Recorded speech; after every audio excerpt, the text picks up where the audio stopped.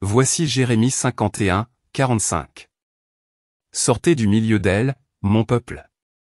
Sauvez vos vies, de peur que vous ne périssiez à cause de sa méchanceté. Ce n'est pas un simple verset du passé. C'est une voix qui résonne encore aujourd'hui. Et je dois vous dire ce que Jésus m'a dit, sortez de ces 5 méga-églises avant le 23 septembre. Elles seront attaquées de plein fouet. La signification du 23 septembre par rapport à la fête des trompettes. Il m'a révélé toute la vérité. Dans le message d'aujourd'hui, je partagerai tous les détails de ce que j'ai vu et entendu, et pourquoi cet appel à sortir est plus urgent que jamais. Dites « Amen » si vous êtes prêts à recevoir ce message. Je suis Joséphine Simons, 72 ans, et je vis à Asheville, en Caroline du Nord. Matthieu 7h15, gardez-vous des faux prophètes qui viennent à vous en vêtements de brebis, mais qui au-dedans sont des loups ravisseurs. Ces pensées me trottaient dans la tête jusqu'au jour où Dieu m'a donné la réponse. Un matin, alors que je conduisais ma vieille Buick pour aller faire les courses, j'ai entendu un grand bruit. Mon monde a explosé dans un éclair aveuglant. Je ne comprenais pas ce qui s'était passé. Un camion, une collision. Tout était flou. Mes mains ont glissé du volant et tout est devenu noir. La douleur a été intense au début, mais elle s'est ensuite atténuée.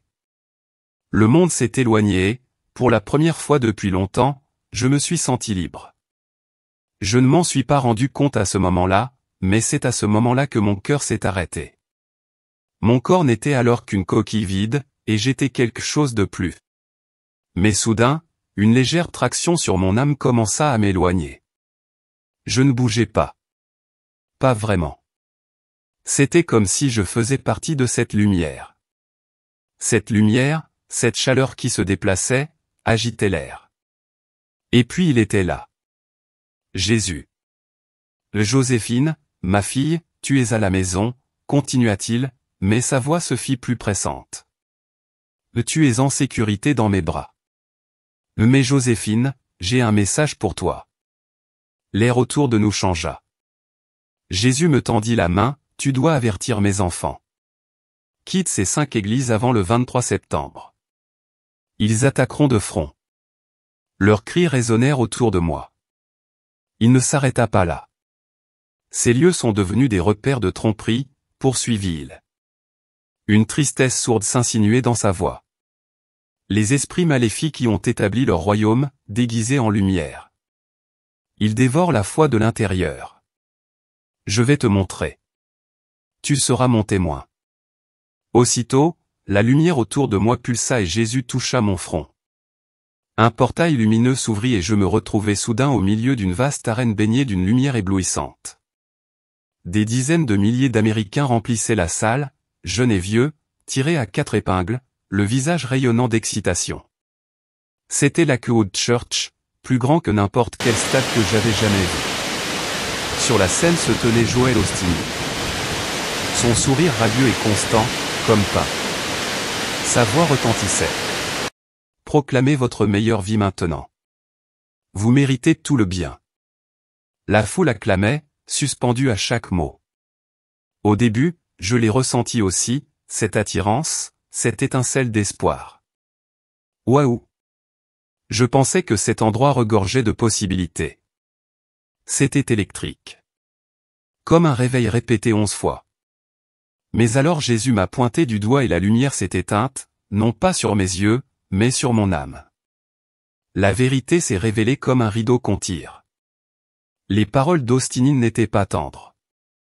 C'étaient des fils d'or scintillants et séduisants qui entouraient la foule, tels des fils de marionnettes.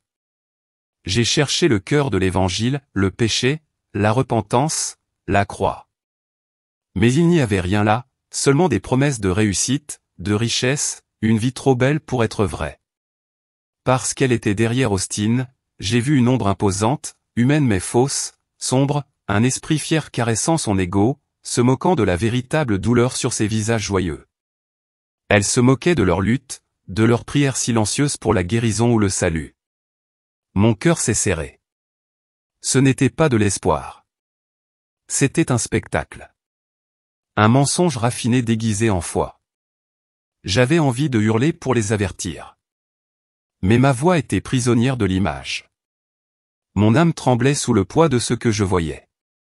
La scène se déplaçait par à-coups comme une bobine de film. Houston était en train de se noyer. Les eaux montaient. Les voitures flottaient comme des jouets.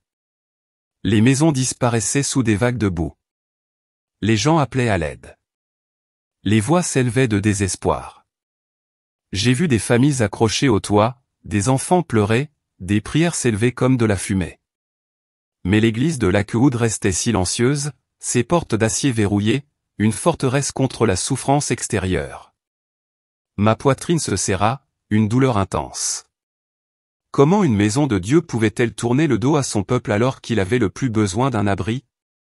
L'esprit orgueilleux que j'y voyais se souciait davantage de protéger son image, ses richesses, que de sauver des vies.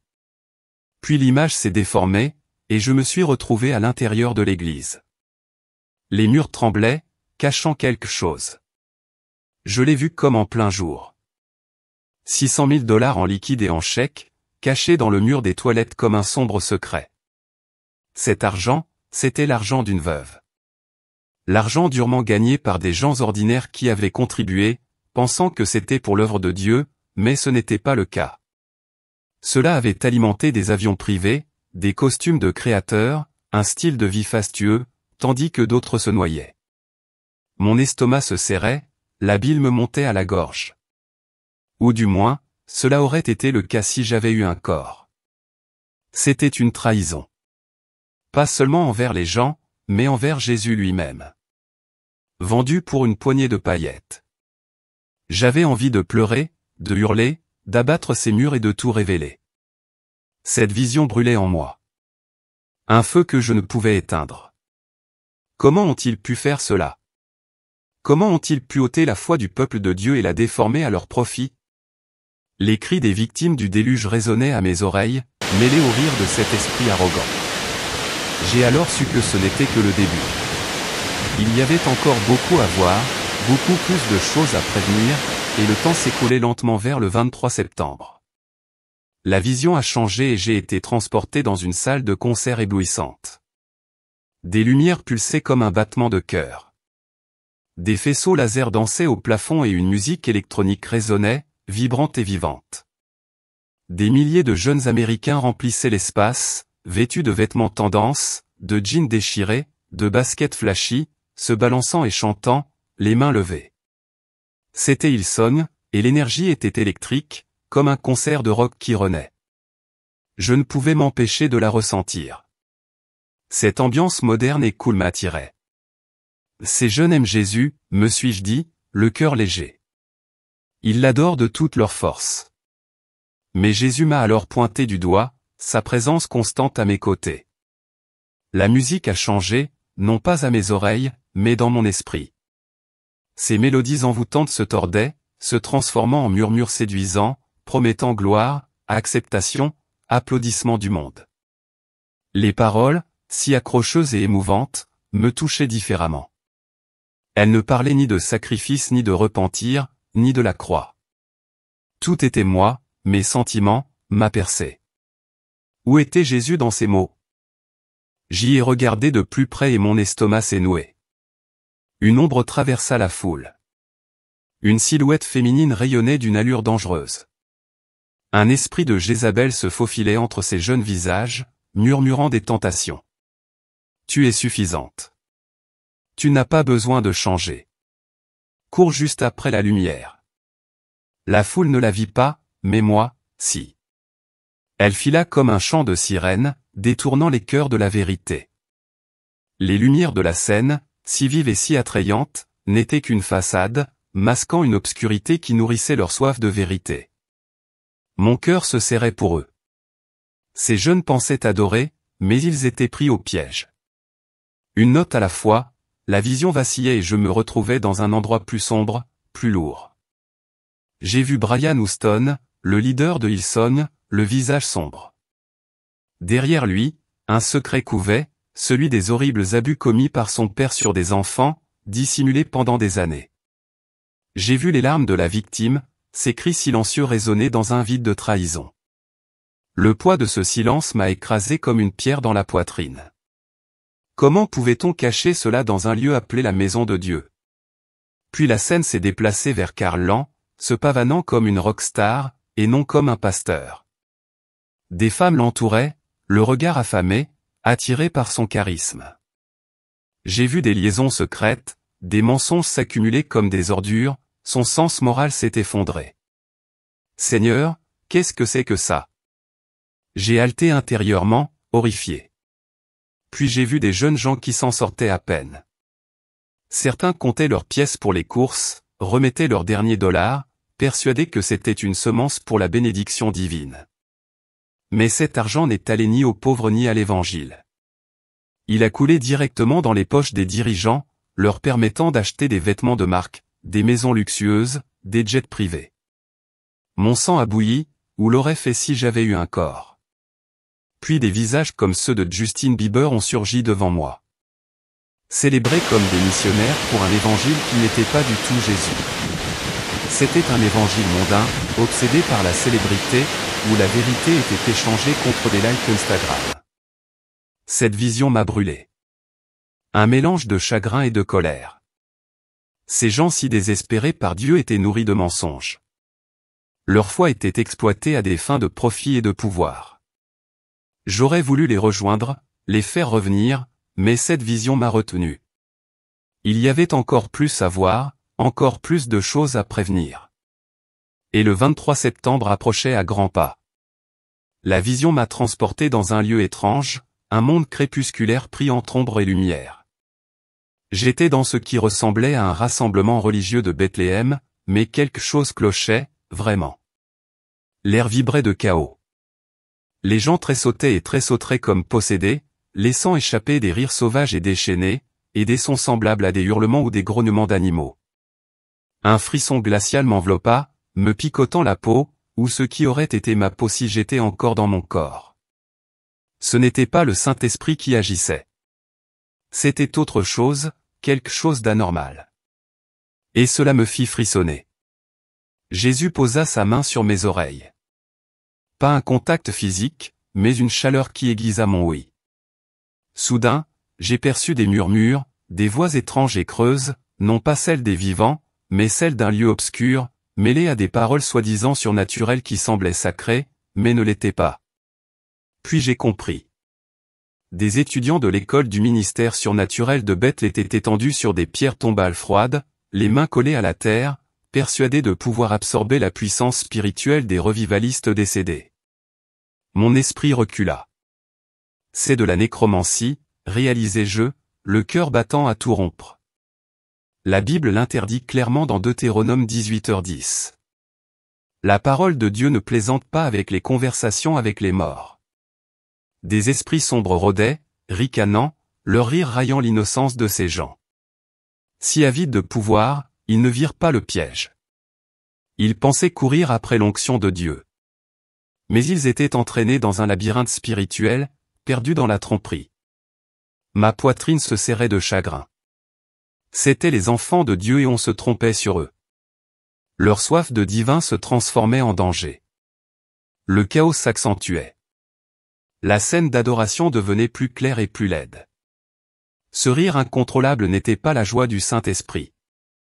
C'était un gloussement, une provocation d'esprit du désordre. Les bruits animaliers et animés, les corps convulsés. Ce n'était pas la puissance de Dieu. C'était une imitation bon marché, une parodie tout droit sortie de rituels païens, déguisés en réveil. J'aurais voulu hurler pour réveiller ces gens. Mais j'étais prisonnier de la vision, témoin du dénouement. Puis je l'ai vu. Une immense usine à prophétie, produisant des prédictions vagues et creuses, telle une chaîne de montage spirituel. Des étudiants payaient des milliers de dollars pour apprendre à prophétiser, croyant pouvoir acheter les dons de Dieu. Comme actionner un interrupteur pour obtenir un signal Wi-Fi céleste. C'était absurde, déchirant. Acte 8h20 me brûlait l'esprit. Simon le sorcier tenta d'acheter le pouvoir de l'esprit, et Pierre le réprimanda. Ce ne fut pas différent. Bill Johnson apparut, prêchant une théologie de la domination qui transformait le christianisme en une course au contrôle terrestre. Ce n'était pas la foi humble et servile de Jésus. C'était une course au pouvoir, un fantasme de domination du monde tout en contournant la croix. Mon esprit souffrait de cette distorsion. Et la musique, oh, leur musique de louange, était si pure, si envoûtante. Mais lorsque Jésus m'a permis de voir plus profondément, je l'ai saisi.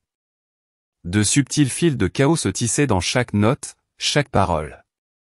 C'était comme un virus qui répandait la confusion spirituelle dans les églises du monde entier, plongeant les gens dans une transe où les sentiments priment sur la vérité. Son poids m'a écrasé. L'influence de Bethel était omniprésente. CD, streaming, playlist transportaient cet esprit corrompu dans les foyers et les cœurs. Je me sentais mal, trahi, comme si je regardais un loup s'infiltrer dans la bergerie. La vision changea, et Jésus me montra une 4e église. Cette fois, je me retrouvais dans un auditorium élégant et moderne, comme celui d'une grande ville, et non d'une petite ville comme Asheville. Les lumières tamisées projetaient une lueur sombre et un écran LED géant dominait la scène. Église élévation. Stephen Furtick avançait, charismatique et passionné, ses paroles déferlant sur la foule comme une vague. Des milliers de personnes se penchaient en avant, captivées par son énergie et son sermon audacieux. Je l'ai ressenti aussi. Son magnétisme, son raffinement, cette façon dont il vous donnait le sentiment de participer à quelque chose de grand. C'était professionnel, soigné, comme une conférence TED avec une Bible. Mais Jésus a alors pointé du doigt l'écran montrant le visage de Furtick, et l'image s'est déformée, décapant la surface brillante. La vérité m'a frappé comme un vent glacial. J'ai vu des baptêmes spontanés, des centaines de personnes se faire plonger dans l'eau, des acclamations tonitruantes, mais c'était une mise en scène. Les membres du personnel de l'église allaient et venaient, se faisant passer pour des convertis, animant la foule, manipulant les émotions. Mon cœur s'est serré. Le baptême, moment sacré d'abandon à Jésus, s'est transformé en performance. On aurait dit une gifle sur la croix. Furtick apparaissait plus clairement dans cette image, non pas comme un pasteur, mais comme un tyran spirituel. Il faisait taire les critiques, son ego enflé comme un nuage noir, osant se mettre à égalité avec Dieu. L'air autour de lui était lourd de peur. Son bâton s'agitait comme s'il marchait sur des œufs, craignant de lui désobéir. Un esprit autoritaire s'accrochait à lui, sa présence pesante, oppressante. J'aurais voulu crier, briser cette façade. Mais je n'étais qu'un témoin, mon âme tremblante face à la supercherie qui se déroulait sous mes yeux. La scène changea et je vis le 1 de Furtick. Une demeure de 7 millions, vaste et somptueuse, un monument à la richesse, se moquant de ses prêches sur le sacrifice et la générosité. Ses états financiers défilaient dans ma vision, dissimulés derrière un voile de secrets obscurs, masquant cupidité et manque de transparence. Un profond sentiment d'injustice me serrait la poitrine.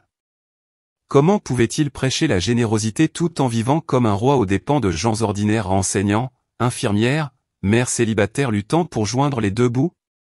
Ses sermons étaient omniprésents, mais ils ne reflétaient pas l'évangile que je connaissais. Des mots comme vision personnelle, accomplissement, grande destinée éclipsaient l'humilité, la repentance et la croix. Son livre, inqualifiable, parut. Son titre criait une vérité déformée, la vocation est plus importante que le caractère. Mon cœur se serra. Ce n'est pas ce que Jésus enseignait. Il nous a appelés à la sainteté, non à la gloire. Des installations satellites d'altitude se dressaient devant moi. Des écrans diffusaient le visage de Furtick à des milliers de personnes. Il n'y avait pas de pasteur local, pas de véritable berger, seulement son image plus vraie que nature. Les gens fixaient les écrans, aspirant à être guidés, mais n'y voyaient qu'un culte de la personnalité. J'ai vu leur solitude, leur cœur aspirant à un vrai berger, laissé vide. J'avais envie de crier, de briser ces écrans et de les diriger vers Jésus. La trahison me brûlait, brûlante et lourde. À cet instant, j'aurais juste voulu pouvoir entraîner quelqu'un, n'importe qui, avec moi pour assister à cela. Si vous regardez, laissez un commentaire. Dites-moi où vous êtes dans le monde, quelle heure il est. J'ai besoin de savoir que nous ne sommes pas seuls dans cette situation. Le 23 septembre approche et je ne peux m'empêcher de penser que ce qui va se passer va tous nous bouleverser.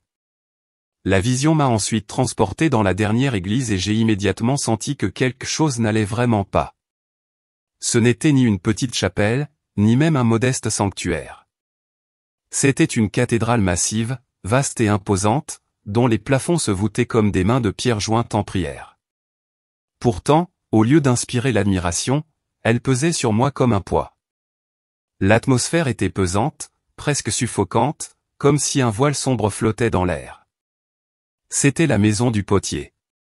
Au centre de tout cela se tenait Jack. Il se tenait droit en chair. Une figure imposante, d'une présence si imposante qu'elle emplissait l'espace caverneux. Sa voix résonnait dans la cathédrale, retentissant avec intensité.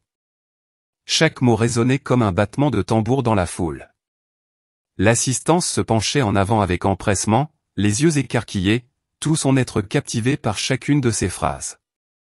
Son art oratoire était magnétique, presque hypnotique, d'une énergie capable d'émouvoir même les cœurs les plus froids. L'espace d'un instant, je me suis moi aussi senti emporté par sa passion, me rappelant les histoires que j'avais entendues, jeune fille à Asheville, sur des prédicateurs du réveil qui pouvaient faire pleurer des villes entières. Son charisme était indéniable, celui qui rendait le vrai du faux indiscernable si l'on manquait de discernement. Mais alors Jésus posa fermement sa main sur ma poitrine. À cet instant, une douleur aiguë et perçante me transperça l'âme, comme une sonnette d'alarme au plus profond de moi. Mon esprit se convulsa. Je compris alors que ce que j'entendais était porteur d'un poison caché, dissimulé sous la beauté de l'éloquence. Les mots sonnaient audacieux, convaincants, voire inspirants.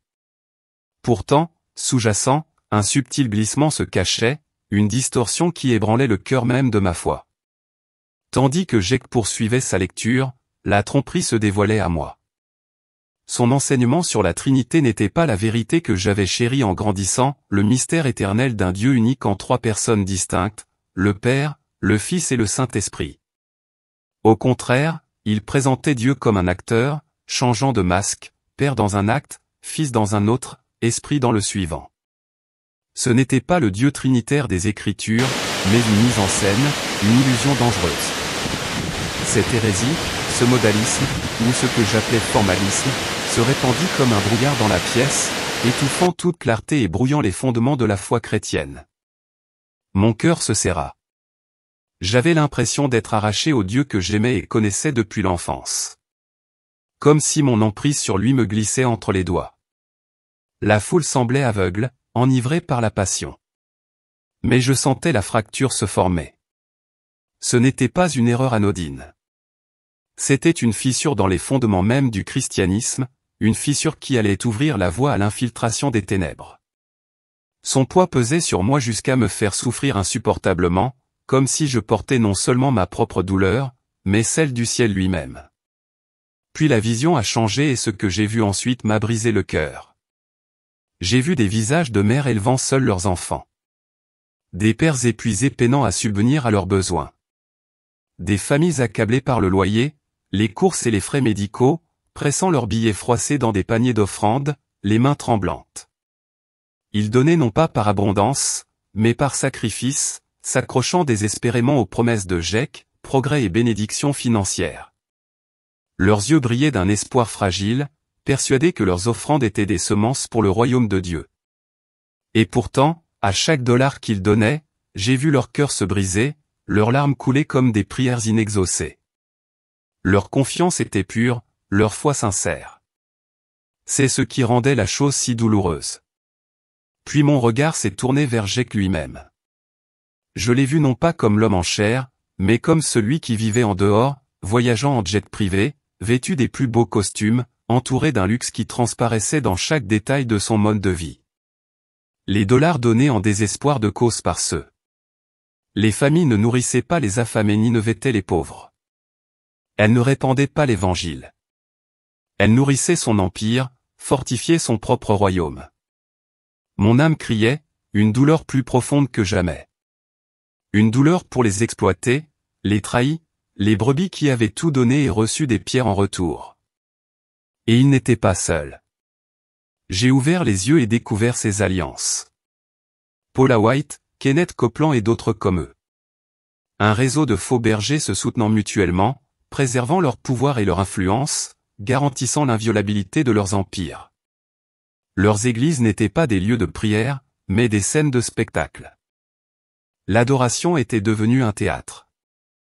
Chez le potier, Jake se tenait non pas comme un humble berger, mais comme un artiste, orchestrant l'émotion tel un chef d'orchestre, arrachant larmes et acclamations à la foule. Et les gens aspiraient à cela. Non pas à la vérité, ni à la maturité, ni à la sainteté, mais à l'émotion intense de ses paroles.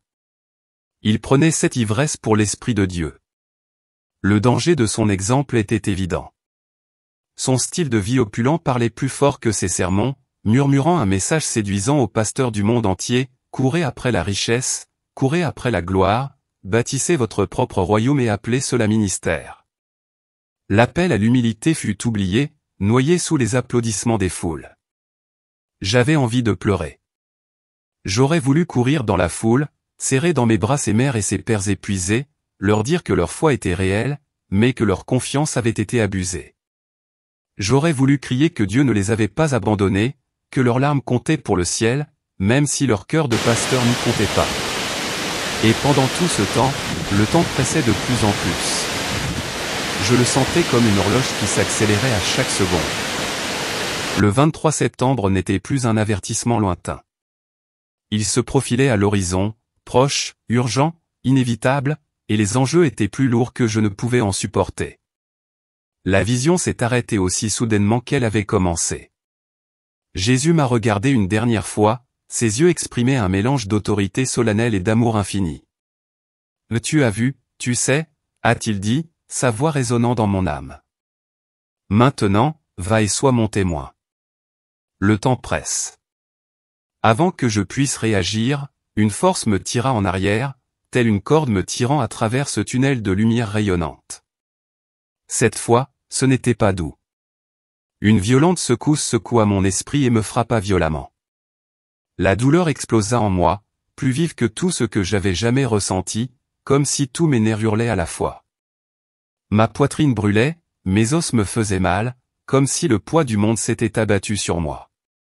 Mes yeux me piquaient, brûlants et troubles, et mon corps était glacé. J'ai cligné des yeux, peinant à me concentrer, et je les ai vus, les visages inquiets de ma famille, les larmes ruisselant sur les joues de ma fille, et les médecins et les infirmières s'activant autour de moi. Leur voix était un mélange de soulagement et d'incrédulité. « Elle est de retour », cria quelqu'un.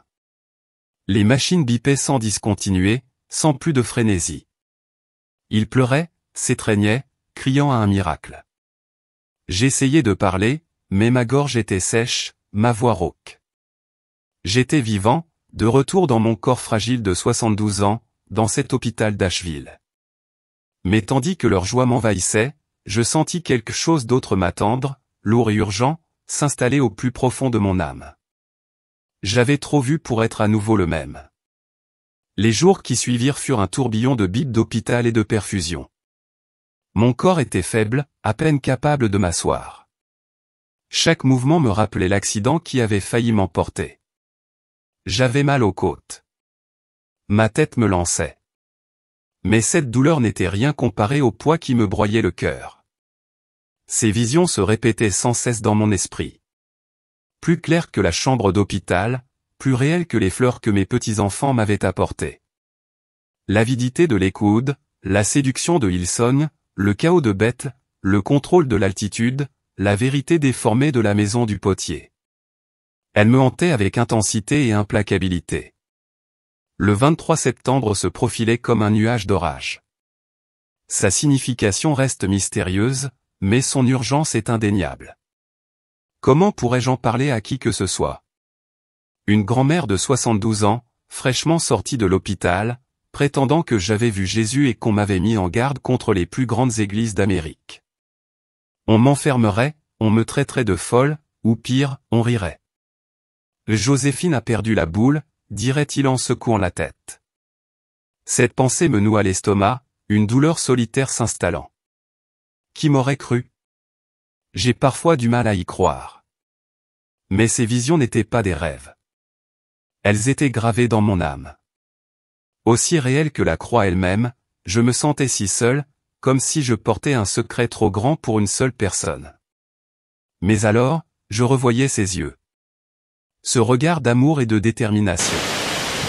Sois mon témoin, avait-il dit. Cet ordre brûlait en moi, plus fort que la peur. Je ne pouvais pas rester silencieux, malgré le tremblement de mes mains et le fracas de ma voix. J'avais fait une promesse, non seulement à Jésus, mais aussi aux âmes prises dans ses tromperies. Le poids était écrasant, mais c'était à moi de le porter. Et tandis que j'étais allongé là, les yeux rivés au plafond de l'hôpital, je savais que la vraie bataille allait commencer. De retour chez moi à Asheville, encore affaibli par l'hôpital, je savais qu'il fallait que je commence à parler. Les visions, l'avertissement de Jésus, le tic-tac du 23 septembre, tout cela était trop lourd à porter. J'ai commencé avec ma famille, réunie autour de la table de la cuisine. L'odeur du café frais persistait. Ma fille Sarah était assise en face de moi, ses enfants jouaient à proximité. Ma meilleure amie, Hélène, de l'église, est également venue. J'ai pris une grande inspiration, les mains tremblantes, et j'ai sursauté. J'ai vu Jésus. J'ai dit à voix basse. Il m'a montré des choses sur les grandes églises, sur la tromperie. Il m'a dit d'avertir les gens d'en quitter 5 avant le 23 septembre. Le silence est revenu. Sarah a écarquillé les yeux et froncé les sourcils. « Maman, tu es sûre que tu vas bien ?» demanda-t-elle d'une voix douce, mais teintée d'inquiétude, comme si elle pensait que l'accident avait brouillé mes idées.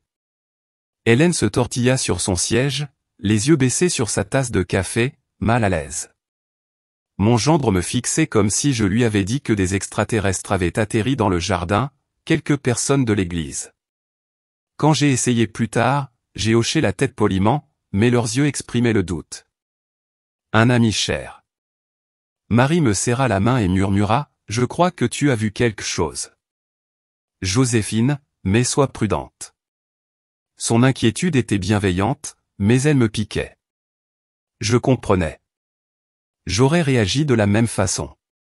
Entendre une vieille dame parler de vision et d'avertissement? Ça me paraissait fou, même à moi. Mais au fond de moi, un feu brûlait, féroce et inextinguible. Je ne pouvais pas m'arrêter. Même si leur regard me faisait mal au cœur, les paroles de Jésus étaient en moi, me poussant en avant, et je devais persévérer. Seul dans ma chambre, je me suis tourné vers le seul endroit que je connaissais pour trouver des réponses, ma Bible. Je l'avais lue d'un bout à l'autre de ma vie, mais maintenant je m'y plongeais comme jamais auparavant. Les heures passaient tandis que je cherchais une confirmation. Et elle était là, claire comme le jour. Matthieu 24 mettait en garde contre les faux docteurs. Timothée 4 parle de ceux qui courent après ce que leurs oreilles veulent entendre. Les paroles de l'Apocalypse sur la tromperie des derniers jours. Chaque verset faisait écho à ce que Jésus m'avait montré. Des tromperies dans ces méga-églises. Des loups déguisés en brebis. Mais main tremblait en parcourant les pages. Mon cœur battait la chamade. Ce n'était pas une simple vision. C'était dans la parole de Dieu, écrite bien avant ma naissance. Je suis tombé à genoux, priant plus fort que jamais. « Seigneur, c'est trop pour moi », murmurai-je, les larmes aux yeux. Mais dans ce silence, je le sentais. Sa présence, toujours aussi constante. Ce n'était pas ma mission. C'était la sienne. Cette vérité a allumé un feu en moi. Plus fort que la peur, plus brûlant que le doute. Peu m'importait qu'on me traite de folle ou qu'on me tourne le dos. Il me fallait parler, avertir, être son témoin. Le 23 septembre approchait et, chaque jour qui passait, l'urgence grandissait. Je n'étais pas seul. Il était avec moi. Et cela suffisait. Assise dans ma paisible maison d'Asheville, la Bible ouverte sur les genoux, je ne pouvais me défaire de ces visions. J'avais vu la tromperie dans ces 5 méga-églises. Lakewood et sa cupidité. L'attrait mondain de Hillsong. Les rituels chaotiques de Beth, le contrôle égocentrique d'élévation, et la maison du potier qui déforme les vérités fondamentales. Mais pourquoi le 23 septembre? Pourquoi cette date? Je me suis plongé dans les Écritures, priant pour comprendre, et j'ai compris. Le 23 septembre 2025 tombe en plein Rosh Hashanah, la fête des trompettes. Vous connaissez cette fête juive où le shofar sonne, annonçant le réveil, le jugement et l'appel de Dieu à la repentance. Lévitique 23h24 la qualifie de mémorial où retentissent les trompettes, de sainte convocation. C'est comme le réveil de Dieu qui nous rappelle de nous tourner vers lui avant qu'il ne soit trop tard. Et ces églises sont comme les empires fastueux de la Babylone moderne, bâtis sur le mensonge, attirant les gens par des promesses, mais les égarant. Jérémie 51, 45 m'a sauté aux yeux, à moi, mon peuple. Sortez du milieu d'elle et que chacun se délivre de l'ardente colère du Seigneur. Dans la Bible, Dieu a averti son peuple de fuir Babylone avant sa destruction, pour échapper au jugement qui s'abattrait sur sa méchanceté. J'ai ressenti cette même urgence au plus profond de moi. Jésus m'a montré ces lieux comme des bastions de tromperie, où des esprits obscurs se font passer pour la lumière, sapant la vraie foi et les quittant avant le 23 septembre. C'est comme fuir avant que les trompettes ne sonnent l'appel final, avant cette frappe directe. Il a parlé de coups. Je ne dis pas que le monde prendra fin ce jour-là, mais quelque chose va changer. Peut-être un éveil spirituel, une révélation, ou la main de Dieu agissant d'une manière inimaginable. Les trompettes de l'Apocalypse parlent des jugements qui se déroulent. Et avec la date si proche, nous voici au 19 septembre 2025. Je ne peux m'empêcher de ressentir le compte à rebours. Ces églises incarnent la grande apostasie de 2 Thessaloniciens 2h3, où les gens courent après des messages réconfortants plutôt que de se tourner vers la croix. Dieu nous appelle, comme dans Jérémie, à sauver nos âmes de la colère à venir. Ne me croyez pas sur parole. Prenez votre Bible. Priez. Cherchez-le vous-même. Si vous vous trouvez dans une de ces situations, tenez compte de l'avertissement. Fuyez la tromperie. Trouvez une humble communion ancrée dans les Écritures. Sa grâce vous attend, mais les trompettes sont sur le point de sonner. Que ferez-vous quand elles sonneront? Je sais que cette histoire est difficile à comprendre. Elle vous laisse peut-être perplexe, voire un peu effrayé. Je comprends. Mais voici la vérité à laquelle je veux que vous vous accrochiez. Peu importe la tromperie ou l'obscurité qui règne, la grâce de Jésus est plus grande. Son amour ne vacille pas. Pas une seconde. Notre espoir repose en lui, solide comme un roc. Il ne m'a pas montré ces choses pour vous terrifier, mais pour vous réveiller, pour vous ramener à sa vérité, à lui. Ces visions, Lakewood, Hillsong, Bethléem, Élévation, la maison du potier, sont un avertissement. Mais son amour est la promesse. Il ne veut pas qu'une seule âme se perde. Et moi non plus. Tu n'es pas seul dans cette situation. Je te le promets. Peu importe le chemin parcouru, l'amour de Dieu est là, à tes côtés. Prends ta Bible, prie, confie-toi à lui. Trouve une vraie communauté, une communauté où la parole de Dieu est prêchée avec pureté, où l'amour ne se limite pas aux paroles, mais aux actes. N'ayez pas peur de ce que vous découvrirez. La vérité peut être dure à avaler, comme une pilule amère, mais elle vous libère. Lancez-vous dans votre voyage avec courage, car il vous guide à chaque pas. Je ne suis qu'une grand-mère de 72 ans d'Asheville, mais je sais qu'il est avec vous, tout comme il est avec moi. Que mon histoire, le témoignage d'une femme ordinaire, vous inspire un doux réconfort. Notre Dieu est un Dieu de merveille, de vérité, et il continue de parler aujourd'hui. Ne cessez jamais d'écouter sa voix.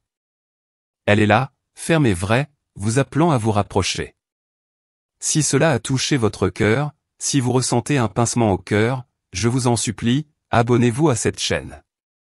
Nous sommes ici pour partager de vrais témoignages, des messages venant directement de Dieu, du ciel, et, bien sûr, des avertissements venus du bord de l'abîme. Rejoignez-nous pour nous préparer à ce qui arrive. Le 23 septembre est proche, mais sa grâce aussi. Que Dieu vous bénisse. Vraiment, je sais. Mes amis, cette histoire n'est pas facile à avaler. Elle est lourde. Elle a du poids. Et je ne serais pas surpris si votre cœur se sentait troublé en ce moment. Peut-être êtes-vous aux prises avec la confusion. Peut-être que la peur vous envahit en entendant ces mots. Et ce n'est pas grave. Je suis passé par là aussi. Je comprends. Mais laissez-moi vous confier cette vérité avec douceur. Peu importe l'épaisseur des ténèbres, peu importe la force de la tromperie, la grâce de Jésus-Christ est plus grande. Sa miséricorde est plus grande que les mensonges. Son amour est plus solide que n'importe quelle tempête. Il ne plie pas. Il ne faiblit pas. Pas une seule seconde. Il est notre ancre, notre fondement, notre roc inébranlable. Ce qu'il m'a montré n'était pas pour te terrifier ou te repousser. C'était un signal d'alarme, un coup de pouce sacré, un appel à faire demi-tour, à lever les yeux vers lui et sa parole. Ces visions que j'ai eues, Lakewood, Hillsong, Bethléem, l'élévation, la maison du potier, ne sont pas la destination. Ce sont des avertissements, des panneaux indicateurs sur la route, nous rappelant que les apparences sont trompeuses. Pourtant, à côté de ces avertissements se trouve la promesse que son amour est plus fort que le jugement, plus profond que la peur. Un amour qui aspire à rassembler dans ses bras chaque âme errante, chaque cœur épuisé. Il ne veut pas qu'un seul se perde, et moi non plus. Sachez-le. Vous n'êtes pas seul. Je vous promets que même si vous avez dérivé plus loin que vous ne l'auriez jamais imaginé, même si vous avez l'impression d'être tombé trop bas, l'amour de Dieu est déjà plus profond encore. Il vous attend juste là, plus près que votre prochain souffle. Il vous suffit de vous tourner vers lui, de recueillir sa parole, d'incliner la tête en prière, de l'implorer, et ce faisant, de vous pencher en avant, de vous pencher fermement, de le laisser porter le poids, et de ne pas parcourir ce chemin seul. Trouvez une véritable communauté, un corps de croyants où sa parole est enseignée avec vérité et pureté, où l'amour n'est pas seulement une parole, mais une réalité vécue. Je ne vous mentirai pas, la vérité peut piquer. Parfois, c'est amer. Comme un médicament qu'on refuse de prendre. Mais écoutez-moi, elle guérit. Elle libère. Elle brise les chaînes. Avancez avec courage. Même si vos genoux tremblent, car vous ne marchez pas à l'aveugle. Il vous guide à chaque pas. Et si vous vous demandez qui dit tout cela, eh bien, je ne suis ni un prophète, ni une célébrité, ni un prédicateur avec une tribune. Je suis juste une grand-mère de 72 ans d'Asheville. Je mène une vie ordinaire. Mais j'ai vu des choses extraordinaires. Et la seule chose que je sais au plus profond de moi, c'est ceci, il est avec moi et avec vous. Alors, que mon témoignage, aussi simple et ordinaire que je sois, soit une douce tape sur votre épaule. Notre Dieu n'est pas silencieux. Il n'est pas distant. Il est le Dieu des merveilles, le Dieu de vérité, et il parle encore aujourd'hui. Il suffit de se pencher et d'écouter. Sa voix n'a pas changé. Elle est constante. Elle est claire.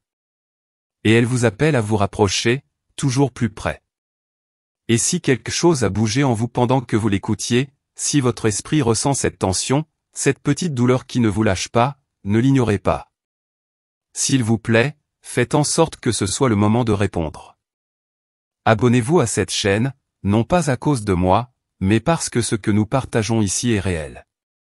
Des témoignages qui témoignent, des messages qui ne viennent pas du monde, mais du ciel lui-même. Oui, même des avertissements venus des confins de l'éternité. Nous partageons ces choses non pas pour vous effrayer, mais pour vous préparer, car les jours à venir sont hors du commun. Le 23 septembre approche, mais sa grâce aussi. Sa protection aussi. Et son retour aussi. Que Dieu vous bénisse sincèrement et profondément. Que sa paix repose sur votre foyer. Sa vérité garde votre cœur et son amour vous guide en toute sécurité à travers ce qui vient. Assise dans ma petite maison d'Asheville, ma Bible usée et ouverte, je sens ce feu de Jésus brûler encore dans mon cœur. Ces visions, Lakewood, Hillsong, Bethléem, Élévation, la maison du potier et son avertissement concernant le 23 septembre.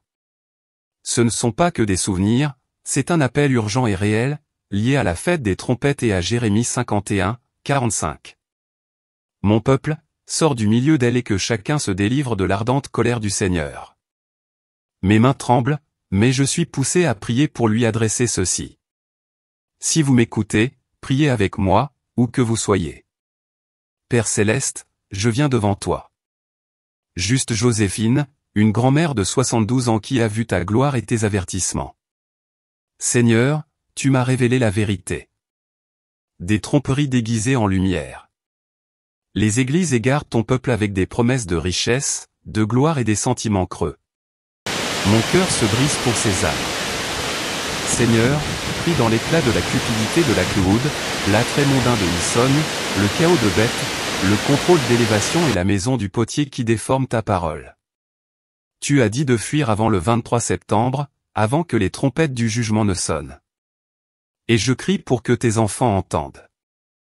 Père, ouvre leurs yeux.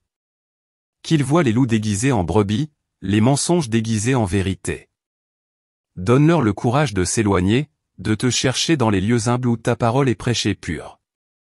Rosh Hashanah est proche. Seigneur, le feu va sonner, nous appelant à la repentance, à revenir à toi. Je prie pour chaque cœur qui écoute, chaque âme dans ces églises ou errant loin de toi. Enveloppe-les de ton amour, de cette grâce inébranlable qui m'a sauvé quand j'étais perdu. Montre-leur la croix, le véritable évangile, pas la version édulcorée qui chatouille les oreilles, mais qui affame les esprits. Seigneur, j'ai peur. Peur de ce que le 23 septembre me réserve. Peur des rires et des doutes auxquels je serai confronté. Mais ta voix est plus forte. Ta mission est plus forte. Utilise-moi, fragile comme je suis, pour porter cet avertissement.